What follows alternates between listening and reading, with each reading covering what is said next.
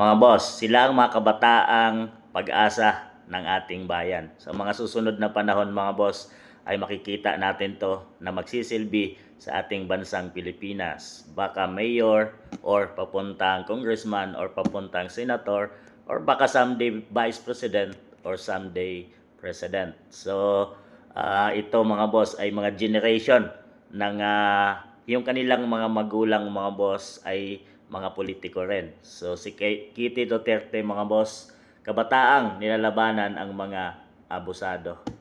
So nakita natin kung paano siya lumaban mga boss no.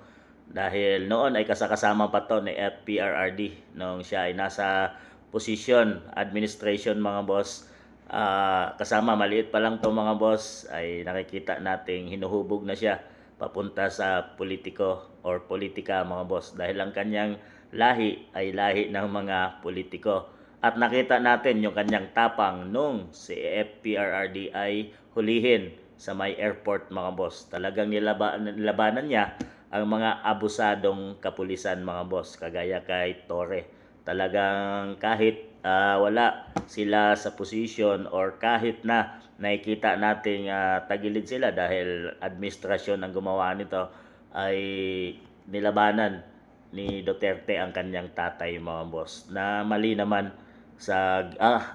ang ginagawa ng mga kapulisan lalo na ni Torre, lalo na sa isang dating pangulo ng bansang Pilipinas. Kawalang respeto mga boss no, na si FPRRD pa ang naging dahilan kung bakit naging tumaas ang sweldo at bumalik ang dangal ng mga kapulisan mga boss.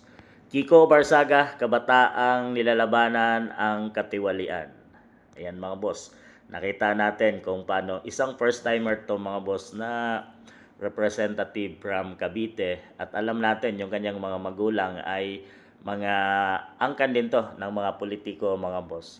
So nakita natin yung kanyang tapang nung labanan niya via social media, ang katiwaliang nakikita niya sa kongreso at lalo na ng administrasyon. Kaya naman na-trigger ang mga congressman mga boss at sinasabing wala sa ayos si Kiko Barsaga kahit na nakikita ng taong bayan na siya ay nasa tama at ang lahat ng pinagsasabi niya ay tama. Kaya lang mga boss, ngayon ay pagkalaban ka ng administrasyon ay sigurado may kaso ka bukas.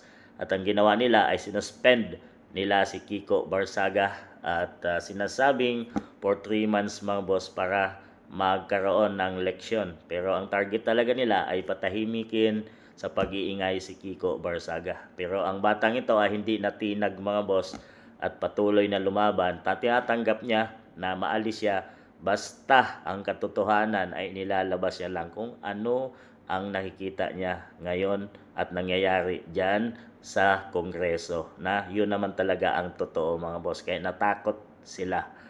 Leandro Libeste, kabataang nilalabanan ang korupsyon. Isa din siyang anak ni Loren Legarda mga boss, angkan ng mga politiko at siya ay representative ng Batangas. So, ngayon mainit ang kanyang pangalan dahil siyempre, takot ang administrasyon dahil hawak niya ang Cabral Files na magtuturo kung sino sa mga ito, congressman at mga taong ito ang sangkot sa korupsyon sa pera ng mamamayang Pilipino. Kaya takot na sila ngayon mga boss. At syempre, pagkalaban ka ng administration, gagawang ka nila ng kaso. Ang ginawa nila dahil di naman nila nakikita ang corrupt itong si Libeste ay tinarget yung kanyang solar, negosyong solar mga boss no. So, ngayon, dahil sa na-trigger sila sa inilabas at hawak ni Libeste at nag-iingay ito ngayon.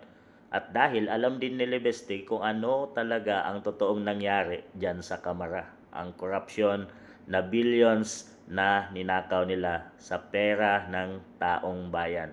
So 3 generation mga boss ng kabataan na someday makikita natin sa ating bansang Pilipinas. Someday sila ang magiging pag-asa ng ating bayan dahil they stand sa katotohanan, nilabanan nilang korupsyon, nilabanan nilang katiwalian, nilabanan nila ang mga abusadong tao na naghahari sa ating bansang Pilipinas ngayon. Ano masabi nyo sa 3 ito mga boss?